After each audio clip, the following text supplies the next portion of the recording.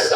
C'est le recto et le verso. C'est la même pièce. Là où il y a la vie, à côté la mort. Et là où il y a la mort, à côté la vie. Mais la Bible précise, je donne la vie aux morts. Je prie ce matin, ce qui était mort en toi, que celui qui donne la vie commence à relever, commence à restaurer, commence à relever espoir, commence à donner ce qui est nécessaire pour que ton histoire devienne réelle au nom de Jésus.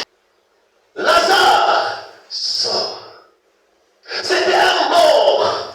J'aimerais parler à quelqu'un. Si ton cœur le médecin dit, plus rien ne peut se faire. Il y a un Dieu là-haut qui peut faire quelque chose. Si ton problème, ta famille est fatiguée, que plus rien ne peut se faire, il y a un Dieu qui restaure les familles. Si ton cas, les parents n'arrivent pas à te maîtriser, il y a un Dieu qui maîtrise chaque cas. Et il est capable de faire quelque chose par rapport à ta vie. Mais ce n'est pas seulement le Dieu qui donne la vie aux morts. Est-ce que tu veux parler à quelqu'un? Suivez. Et qui appelle les choses et qui appelle les choses qui ne sont pas. Frère, tu as quel problème? Tu répètes? Remets la partie pour ne pas créer le vide. Vas-y, fais s'il te plaît. Remets la partie.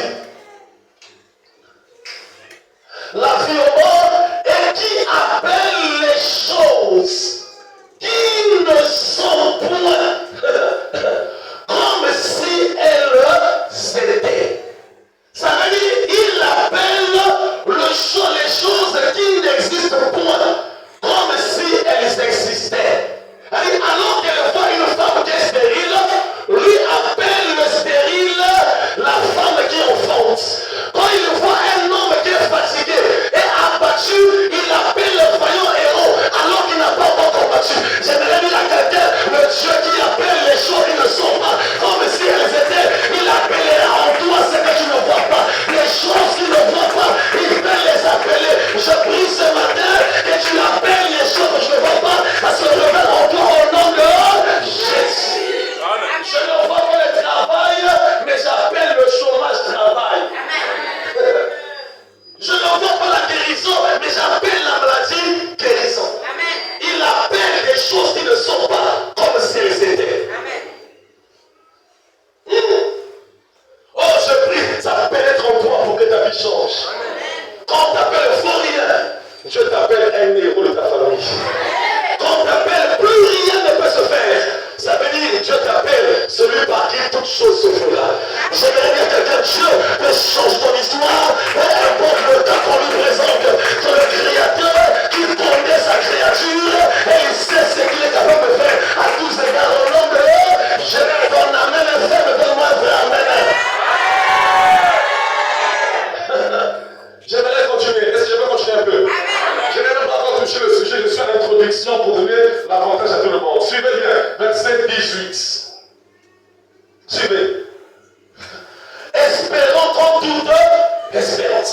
Ça veut dire, tout le monde le disait, ça peut plus se faire. Il y a des cas quand je te vois, laisse-moi le prier. Toi, tu vas veiller seulement comme ça. J'aimerais dire quelqu'un, quand tout le monde a dit son dernier mot, le Créateur n'a pas encore parlé. Tu n'as pas compris. Quand tout le monde a dit son dernier mot, le Créateur n'a pas encore parlé. Espérons comme toute espérance. Tout le monde disait, tais-toi, laisse seulement, plus rien. Mais lui espérait malgré le découragement des hommes. Espérons comme toute espérance. Il crut en sorte qu'il devint père d'un grand nombre de nations, selon ce qui lui a été dit. Toi, telle sera ta postérité. Mais j'aime le verset 19.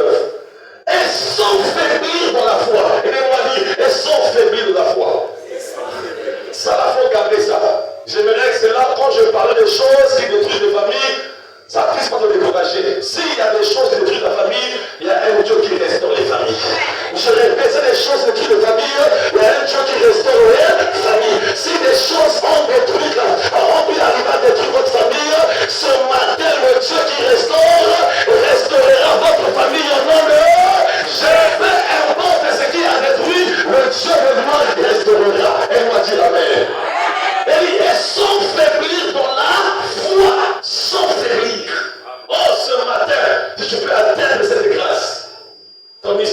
plus jamais le même. Sans faiblir dans la foi. Suivez ce que la Bible déclare. Il ne douta, il ne considéra pas. On dit que ton pied s'est enflé, je ne considère pas ça. On me dit que tu ne grossis pas, je ne considère pas ça. On me dit que tu n'arrives pas à grandir, je ne considère pas ça. Alors, ce qu'il dit c'est vrai, mais je suis conscient, la vérité des hommes ne peut pas effacer la vérité de Dieu. Parce que l'écriture ne peut être anéantie. Le docteur a dit que j'ai le cancer, mais mon Dieu a dit ceci, c'est parce m'être sûr que j'ai été guéri. Or que le médecin est Dieu, je crois en qui? Je crois en celui qui a dit, c'est parce m'être sûr que je suis guéri. Je parle que ce matin, peu importe ce qu'on a dit sur toi, le dernier mot appartient à Dieu, il peut tout changer au nom de Jésus. Il ne considéra pas que son corps était déjà brisé. Allez, quand il voit, il est non déjà. Lui dit, allez, il y a une main déjà. Allez, il y a un force d'un peu. Amen. Allez, attends pour les alliés. Il ne considéra point que son corps était déjà usé. Maintenant, j'aime la précision. Puisqu'il avait près de quel âge? 100 ans. C'est-à-dire le corps lui montrait qu'il a vieilli. Mais lui, il ne considérait pas ça. Le fait te montre que tu ne peux plus marcher. Tu vas le dire ceci. Tu peux faire n'importe quel nombre de jours. Je vais te dire, moi je finirai par marcher. Amen. Je ne considère pas ce que tu me dis. Ton corps te fait croire, dès que tu es là, plus rien ne va marcher. Je ne considère pas ça. Parce qu'il y a un homme qui a le dernier mot derrière ma vie. Qu'est-ce qu'on a dit par rapport à ta famille? Qu'est-ce qu'on a dit par rapport à tes enfants? Qu'est-ce qu'on a dit par rapport à ta famille? Ce matin, j'aimerais dire, tous les dires des hommes ne sont rien dans le propriétaire. N'a pas encore parlé, car le dernier mot lui appartient au nom de Jésus. Abraham n'a pas considéré. Quand on t'appelle chômeur, pourquoi tu considères ça? Écoute, parce que je considère ça, mais pourquoi tu es triste? Est-ce que les sociétés au Congo n'existent plus? Il y en a encore. Et s'il y en a encore, c'est que ton cas, c'est un cas spécial. Est-ce qu'ils commencent comme temporaires, après finissent par être des permanents? Mais ceux qui sont embauchés comme des chefs d'équipe ou des directeurs d'entreprise. Chaque cas est unique. Chaque cas est spécial. Ce matin, j'aimerais dire à quelqu'un, il n'a pas considéré, puisqu'il avait près de 100 ans, et que Sarah n'était plus en état d'avoir quoi, des enfants. J'aimerais dire à quelqu'un, Dieu, il aime faire des choses quand les hommes se disent plus rien ne peut se faire. Très souvent, Dieu aime démontrer qu'il est Dieu. Quand les hommes disent ceci, dans le cas là, plus rien ne peut se faire. Et il démontre que c'est lui qui est Dieu. Je prie que le cas que les hommes ont rejeté, le jeu de restauration arrive à restaurer les familles qui pleurent année après année, qui pleurent jour après jour, qui sont fatiguées, abattues, que le roi des Noirs commence à recréer les choses par sa grâce au nom de Jésus. Amen. Dis, je crois à la restauration. Mais n'oubliez pas, avant que je puisse aller m'envoler plus, j'ai dit ceci que l'ennemi est contre les familles. Est-ce qu'on peut dire l'ennemi est contre les familles? Quand il voit une famille heureuse, les enfants, le père, la mère, tous ceux qui sont autour se réjouissent, lui dit, mon plan n'est pas accompli. Il cherchera des portes par lesquelles passer dans le but de faire détruire les familles. Nous avons dit la semaine, il y a plusieurs portes, je ne vais pas vraiment éclairer tout ça, je vais gagner le temps. Nous avons dit que les portes par lesquelles ils ciblent d'abord, la première cible, ce sont les parents. Et les mots les parents. Quand l'ennemi veut détruire la famille, il veut cibler les parents. Principalement le père et la mère. C'est-à-dire, il sait que par eux, si je peux arriver à entrer, je finirai par détruire la famille. Je finirai par renverser la famille. Et donc, je vais cibler ces parents dans le but de détruire. Combien des parents ont été à l'origine de la souffrance de leurs enfants? Je prie que ça ne soit jamais dans le cas au nom de Jésus-Christ. Alors, si tes parents n'ont pas joué le rôle de couverture, à ton tour, joue ce rôle de couverture au nom de Jésus. Si tes parents n'ont pas pu arriver à jouer un rôle dans ta vie, que toi, à ton tour, tu fasses le contraire de la vie de tes enfants. Dieu est capable de le faire. Aide-moi à dire Amen.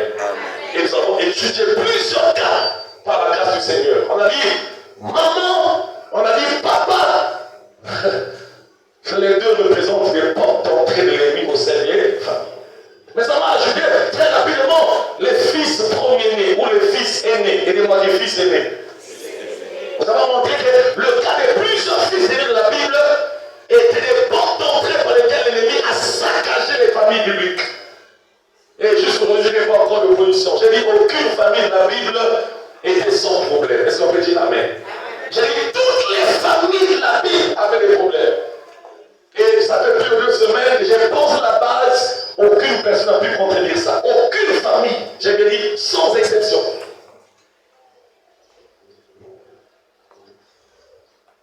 Et nous voyons que les fils aînés étaient des portes d'entrée des malheurs au sein des familles.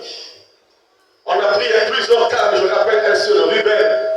Ruben, quand son père a perdu sa femme Sarah, est monté sur le lit de son père, jusqu'au point à coucher avec la femme de son père, on appelle Bila.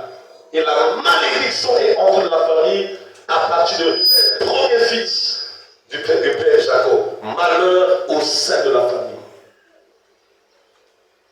Nous avons dit que si la première famille a commis la mort physiquement, c'est parce que Caïn a tué son propre frère, même père, même mère, fils aîné. Et la Bible est remplie d'exemples de fils aînés. Voilà pourquoi tu es fils aîné, tu es fille aînée, tu as intérêt de pouvoir arriver à être attentif, de peur l'ennemi puisse arriver à jouer avec ta vie. Est-ce qu'on peut dire Amen? Mais j'ai précisé, il y a plusieurs types de fils aînés. Et les mois dit plusieurs types de fils aînés. Le temps nous fera défaut déjà. On a dit, c'est pas seulement fils biologique, mais les filles des familles composées, tout ce qu'on peut arriver à citer par la grâce de Dieu. Je prie ce matin, le Seigneur te vienne en aide par sa grâce. Est-ce qu'on peut dire Amen? Et nous avons dit aussi des enfants, le frère Roger l'a su bien dit hier matin, j'aimerais seulement prendre son exemple. Il y a des enfants qui sont nés, qui ne sont pas forcément premiers-nés, mais qui ont une grande destinée. Et les moyens des enfants ayant une grande destinée. C'est-à-dire qu'il n'est pas premier de la famille, il n'est pas 4e, 5e, 6e, mais il est né avec une étoile particulière. Ça veut dire que quand tu vois l'enfant là, c'est un enfant qui va sauver la famille. Et tout le monde est conscient que moi, famille, il y a quelque chose qui change à partir de rien. Et les tels enfants-là, l'ennemi les combat très souvent. Parce que ces enfants ont une grande destinée. J'ai dit, quand les enfants pareils, vous devez arriver à les protéger. Parce que le diable cherchera à détruire la famille en passant par ces gens des enfants. Et nous avons plusieurs exemples. On a pris un seul cas. Je vais rappeler Judas. Judas était né pour être roi. Mais Judas a fait une chose bizarre, l'inceste. Et les conséquences ont pu arriver à rétablir la famille pendant 10 générations. Et les moyens retard. Il y a certaines erreurs, la famille devrait être élevée en 2025.